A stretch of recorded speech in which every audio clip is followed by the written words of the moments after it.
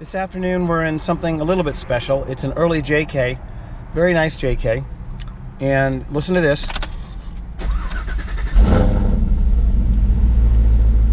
We have an LT4 in this Jeep. This Jeep was actually built many years ago with an LS3. The customer drove the LS3 for a lot of years. His wife got a 3.6 JK. They thought it would be enough, but they have a home in Colorado at high altitude, and the 3.6 just wasn't hacking it. So what they ended up doing was taking the LS3 out of this vehicle, putting it in the wife's Jeep, and then they put an LT4 in this Jeep. And this was actually the first LT4 Motec did many years ago. It is here to get some upgrades. One, we got the Banks gauge in it. Two, we got the 12 and up console. Obviously we got an Atlas. They put in a new, it's not a Switch Pros, it's some kind of knockoff of the Switch Pros, because this Jeep has a lot of stuff on it, refrigerators and all that, e-lockers, air compressors, lights. We got an auxiliary fan back here for the transmission cooler, which I just turned on. I'm just going to leave it on. So my guys cleaned all the wiring up. We also put a smaller diameter power steering pulley in. We're running a Type 2 pump, and I'll show that to you guys here in a little while. But we got some big 40s on this Jeep. They're heavy, and the stock Type 2 6-inch pulley, it was a little bit heavy at low speed, so we put a billet 5-inch pulley on it, and that quickened it up. You're going to notice with the LT4 it's extremely mild. In fact, you can see here, if I put my window up, you can barely hear this thing, and we're idling at 500 RPM.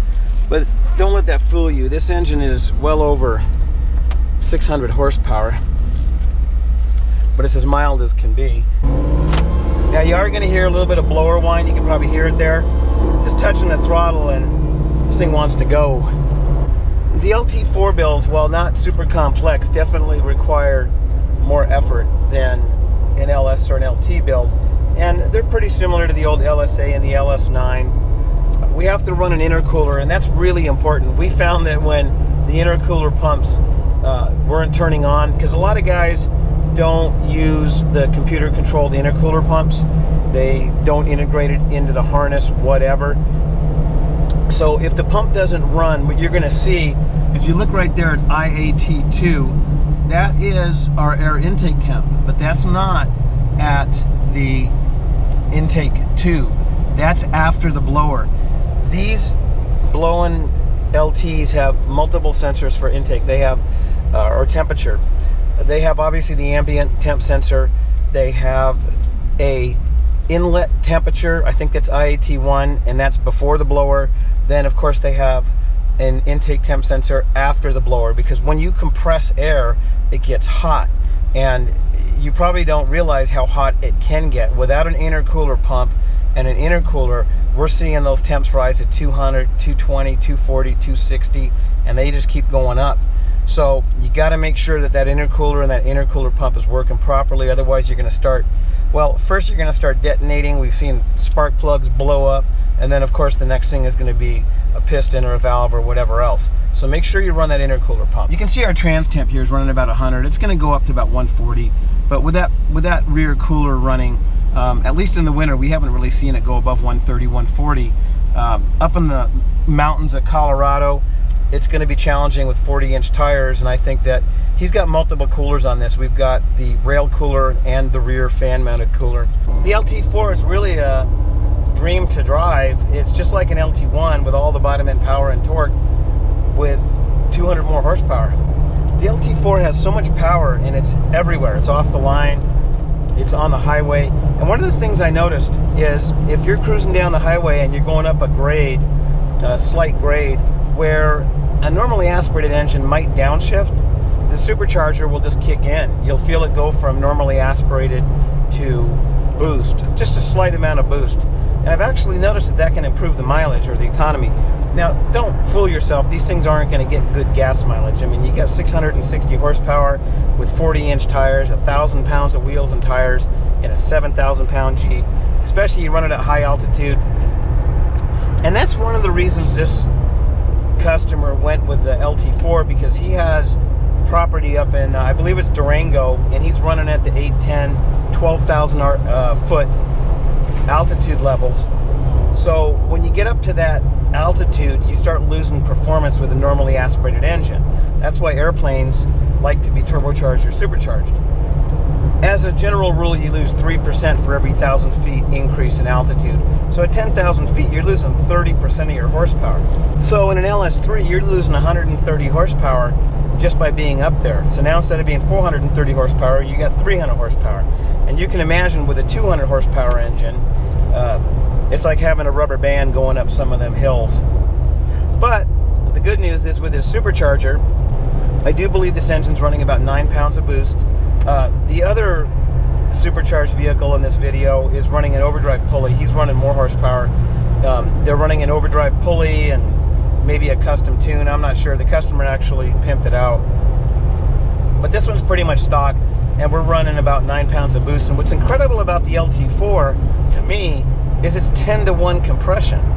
10-to-1 compression with 9 pounds of boost is massive cylinder pressure. Now, we couldn't do that in the old days for a lot of reasons. We didn't have the technology, we didn't have the direct injection, we didn't have the CVVT, we didn't have all the things that allow this engine to run the way it does. It's the same technology that allows the LT1 to run 11.5-to-1 compression on just regular pump gas. If you install an LT4 in your JK, there's a lot of other stuff that has to go along with it.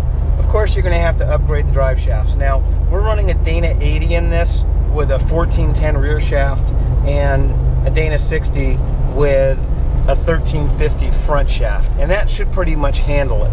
But you're not going to be running your little Dana 30 with an LT4 and expecting it to last. A big concern with any supercharged engine is cooling. You got to make sure that your engine stays cool. So on this particular engine, we have an engine oil cooler on the left frame rail. We have a giant intercooler in front of the AC condenser. We have the AC condenser, we have the radiator, we have a transmission cooler on the right rail, and we also have an auxiliary transmission cooler in the rear with that switch operated control. The LT4 was a GM production engine. They put it in the Camaro and the Corvette, and they made a lot of them.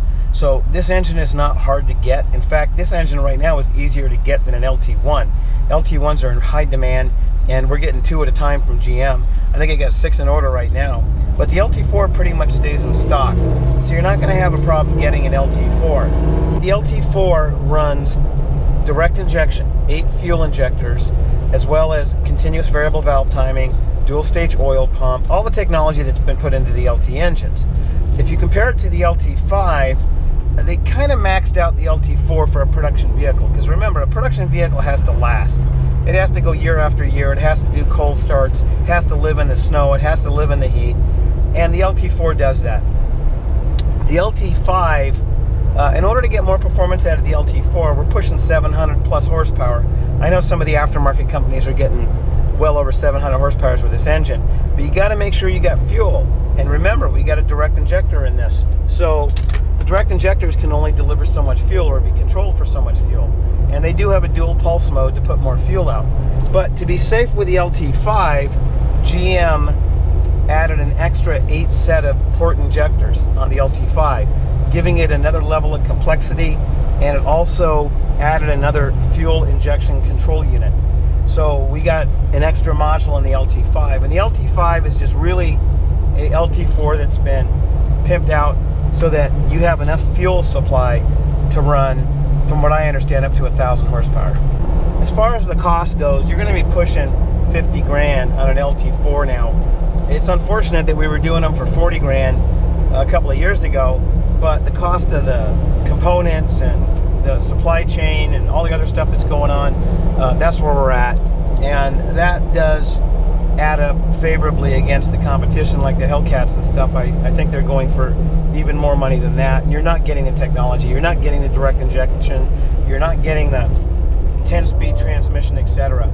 So if you're going to put an LT4 in your JK, expect a few things. One, around $50,000 for the conversion, then another $15,000 to $20,000 for axles, depending on what you buy.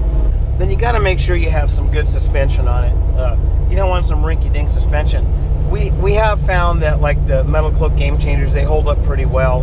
And of course the high-end suspension systems like the Evo double throwdown or coilovers, weld-on coilovers, bolt-on coilovers, whatever those things are, the Genrite stuff, they hold up really well. But you don't want to go out and buy some cheesy suspension system, and I'm not going to say names, with an LT4, because you got so much power in this engine that you got to get that power to the ground. Some of the suspension systems, especially the floppy suspension systems, and this is kind of important. A lot of guys will go out and they want an LT4, LT5, but they want to crawl rocks, so they get really floppy, high travel suspension system, and that's the last thing you want with this kind of power. I've had them where I think it was a Rebel suspension system. When you launched an LT4 off the line with that setup, it jumped about a foot in the rear, and that's just eating horsepower up and making your Jeep less stable. You want that Jeep to squat, and you want it to stick to the ground. The LT4 has a lot of advantages over the bolt-on superchargers in the 3.8 and the 3.6. One, it's got a true 2-bar operating system, so it's designed for a blower. You're not trying to fool the map sensor to think it's a 2-bar. You're not trying to fool torque management in the way it shifts. It's all been engineered by GM to run like a stock engine, and it does. With a lot of the aftermarket bolt-on superchargers, you just don't get that factory drivability, especially with the torque management based transmissions in the Mopars. You get a lot of herky-jerky shifting and just weird behavior, and you're not going to see that with the LT4. I grew up in the day when big cams, high compression, and high octane fuel were the thing. And that was kind of true from World War II up through the muscle car era. That's how we built power. Now, the high altitude fighters and airplanes went to turbochargers, superchargers, and turbo superchargers early on. And a lot of that was secret stuff, like the superchargers and the P-38s. On the internal combustion engines, to get the power at altitude, it was really tricky. And the fuels and the oils and everything else, that was really the pinnacle of internal combustion engine technology, in my opinion. Once the jet engines took over, of course, they multiple compressor stages. They had just too many advantages over the piston engines, and they pretty much died out. But what ended up happening was a lot of that technology trickled down to the muscle car guys, and even before the muscle car guys, the hot rod guys. Remember the 1950s? You get a small block Chevy or a flathead Ford or whatever, and you get an old 671 blower off of an airplane, and you put it on your hot rod. You guys see them, these blowers sticking out of the hood. They look really cool. They look rat fink, but really they were repurposed. And as time went on, it was actually the early 60s. I think it was the Oldsmobile had one of the first turbocharged production cars out. And it wasn't really a big hit because back in that day, you needed the rocket fuel, and there was just a lot of things that went along with it that didn't really make it practical. But coming to the 80s and the 90s, we were starting to see more turbochargers. Remember the Turbo K cars, the Daytonas, little 4-cylinders, smaller and smaller engines with boost. The Europeans really jumped into it, building their 1, 2, 3-liter engines with blowers, bi-turbos. Turbos really became popular because they say it's free energy. It's really not, but it kind of is, because you're using exhaust gas to power the turbocharger, and that forces boost into the intake, and it's kind of free energy, but there's also lag and other things. I worked with Gale Banks and some other guys way back in the days in the 70s, blow-through blowers through carburetors and all that stuff. And I could tell you stories about blowing the bonnets off and going through the windshield when the wastegate's stuck and all that. It was pretty primitive technology compared to what we have today. All the computer technology we have today has really changed things, and little turbocharged engines are coming in everything now. Now, you don't see so many manufacturers using blowers. It's more of a hot rod thing. And really and I say blower to mean a general term for a supercharger. Now, technically, turbochargers and superchargers are all superchargers. Supercharger definition is anything that you boost a normally aspirated engine with. So when I say supercharger or blower, I'm talking about a crank-driven blower. Now we're in one with a 10-speed. This has the more traditional shifting, where you can see we're in the neck of the T. If we wanted to go in the tap shift, we'd pull it back, and then you'd see what gear we're in. So we do have that additional gate in this 10-speed JK. Now, for you guys that want to shift through the steering wheel, we do support shifting through the cruise control switch. You don't lose functionality You don't lose your cruise control, because what you do is you set your cruise control while in the drive mode. Then when you go back into tap shift, it stays engaged until either you hit the brake pedal, turn it off. You can even change speed. So while you're in the manual mode, you can bump it up to the drive mode, change your cruise speed, and then bring it back. So we've been able to maintain cruise and tap together. So this Jeep's got the 10-speed. You'll be hard-pressed to tell the difference. They both run really good. This Jeep's got metal cloak suspension. The other Jeep has Evo. I thought it was double throwdown, but it's not. It's the bolt-on coilover, and it works really, really well. So there's basically two categories of superchargers. Now, when I say superchargers, as mentioned before, I'm talking about crank-driven blower devices. And after World War II, there was a surplus of Roots-style blowers. Now, Roots-style blowers, TVS, whatever you want to call them, basically it's a couple of lobes that spin, and they're driven directly by the crankshaft. And the benefit of that is no lag. Crankshaft speeds up, lobes speed up, your boost speeds up instantly. It's not like a turbo where you're waiting to spool up. Turbo technology has come a long way, where they got bi-turbos now, so they use smaller turbos and then larger turbos to reduce the amount of lag. But the turbos probably will never reach that level of throttle response that the crank-driven superchargers have. So a long time ago, somebody had the bright idea, why don't we do a centrifugal supercharger? So instead of having those two lobes in the V of the V8, which really works out well, by the way, these TVS blown LTs and LSs are just so compact. I mean, this LT4 is, I think, got a lower intake on it than the L86. It really packages well. So they said, well, why don't we use a high-speed turbine and drive that off the crankshaft? And that's a centrifugal blower. A lot of you guys are probably familiar with the centrifugal blowers for the JK, like the Rips. I would say the advantage to those is the ease of installation, meaning you can just kind of bolt it on like an alternator, plumb it, run it off the crank, and you got boost. They do make higher pitched whine, kind of like a turbocharger. They don't have that Roots-style blower whine. I had the privilege of working with the Granatellis, Joe Granatelli, who were really big into the Paxton superchargers. That's what they were pushing. And the Paxton superchargers were used for quite a while back in the 50s, 60s. They put them on the Studebakers. They even got them into some production Detroit cars, and they were kind of the genesis of the blown or forced induction production vehicles way back then. The downside of the centrifugal supercharger, I think, would be it's somewhat ungainly, hanging off the side of the engine. Some guys say it doesn't have as good a throttle response as the Roots-style blowers. Now remember, the Roots-style blowers are right there in the intake. It's instant right into the chamber. The turbochargers and centrifugal blowers, they usually have to go through some ducting to get into the intake. So there might be a little bit of lag associated with that. So really, I think if you look at Detroit and the aftermarket, whether it's Edelbrock or whoever, the Roots-style, or I guess they call them TVS-style lobe-driven blowers seem to be the most dominant today, and there's no reason they shouldn't. They package well. They have excellent drivability. Just cruising down the road in this Jeep right now, I could have a 3.6 in it and I wouldn't know, but I still got a well over 600 horsepower. Now, it does appear that this customer has added a overdrive pulley to get some more boost, tweaked his tune, and put a higher flow fuel pump in it. So he might be pushing over 700 horsepower. And the point being that with a blower, you're making your power through boost. You're not making it through cams and headers and all the other stuff. Now, of course, you want free-flowing exhaust and intake. But with a blower, you can pretty much dial as much horsepower in as you want until you start braking stuff.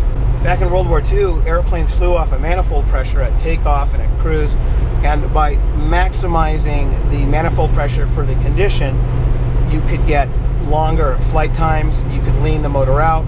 Of course, you don't want to lean the engine out when it's under full boost. They had nitrous oxide and other technologies for emergency war powers. You guys probably all heard of Charles Lindbergh. And Lindbergh really was not a fake. Lindbergh was really a mechanical-oriented guy, and he went to the Pacific during World War II to help get longer flight times out of the fighters, because in the Pacific the distances were really long, and you got to remember back then the flight range of these aircraft carrier launched planes wasn't that great, so they had to get as much mileage out of them as they could. And Lindbergh actually pioneered some of the fuel-saving technologies to get the fighters to fly longer. I yacked a little bit too long and the GoPro ran out of SD cards, so I'm going to finish this on my phone. So it actually worked with Lindbergh in the Pacific. He was able to lean these engines out under cruise. I call it lean cruise. There was actually some lean cruise features prior to the 1990s and the early 1990s. Some countries still ran it after that, where we could run these engines leaner than stoichiometric, but that's a whole different conversation. Talking about modern blowers, they are far ahead of what we had in the old days. Just slapping on a 671 blower onto a big block Chevy, those days are kind of over. The modern blowers are integrated into these engines. They're designed from the ground up. And here's the really important part, the operating system. You take a 1-bar operating system, let's say a Chrysler 3.6 or 3.8, especially with a torque management based transmission, and then you try to fool it by making that MAP, manifold absolute pressure sensor, think that it's 2-bar. Now 1 bar is about 14.7 psi. That's the weight of the atmosphere at sea level. And when you go to 0, now a lot of guys think you go into vacuum, but you're not. You're really negative pressure, and again, that's another conversation. However, when you go from that normally aspirated atmospheric pressure to boost, and you're cramming air into the engine above atmospheric, then the tune gets all flipped out. Now in the old days we didn't care. You know, we had carburetors, we had jets, and we didn't care about economy and all that.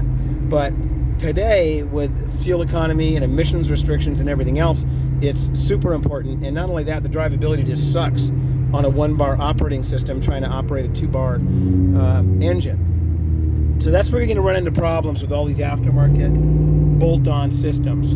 So as far as cooling goes, we got this relatively large intercooler here, AC condenser here. Down on this side, he's got these big rock rails, and under it is a engine oil cooler. And on this side, we got an auxiliary heat sink transmission cooler.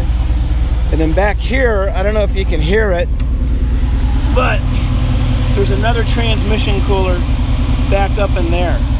Now, there it is. What has he got on this one, Kellen, for cooling? He's got the same thing going on. He's going to have your intercooler, your AC condenser, and the radiator. Both of them have Camaro SS fans. On the side, you're going to have your oil cooler, and then this side, you're going to have a rail cooler, transmission cooler, and then a rear fan cooler. When you guys run your transmission cooler, try to get one that's a single pass-through. If you have one that has the 2 outlets on the same side, it's not going to do much. You want to have them to pass through, go to a fan.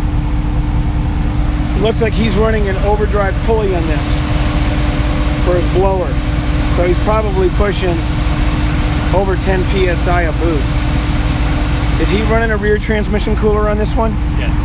All right, this video has gone long enough. We're going to see you guys next time.